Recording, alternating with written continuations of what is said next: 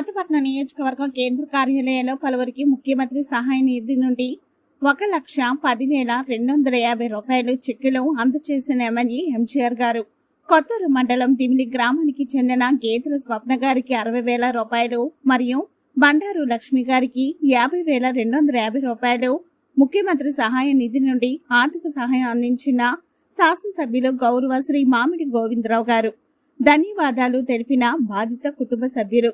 పాతపట్నం నియోజకవర్గం కొత్తూరు మండలంలో గల పలువురు కుటుంబ సభ్యులు అనారోగ్యంతో బాధపడుతూ స్థానిక నాయకుల ద్వారా స్థానిక శాసనసభ్యులు గౌరవ శ్రీ మామిడి గోవిందరావు గారి దృష్టికి తీసుకురాగా వారి కుటుంబాలకు ముఖ్యమంత్రి సహాయ నిధి కొరకు సిఫార్సు చేసి ముఖ్యమంత్రి సహాయ నిధి నుండి ఆ కుటుంబాలకు 1,10,250 రూపాయలు ఆర్థిక సహాయం అందించారు.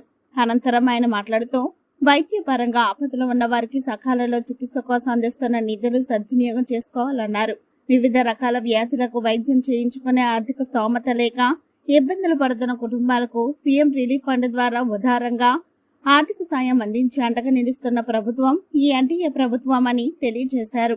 పార్టీలకు అతీతంగా కేవలం అర్హతే ఆధారంగా సీఎంఆర్ఎఫ్ నిధులు అందిస్తున్నారు. అలాగే ఈ నియోజకవర్గాల గత పాలకులు ఏ రోజైనా సీఎం సహాయ నిధి కోసం ఒక్క దరఖాస్తు అయినా చేయలేదని నియోజకవర్గ ప్రజలకు గుర్తు చేశారు.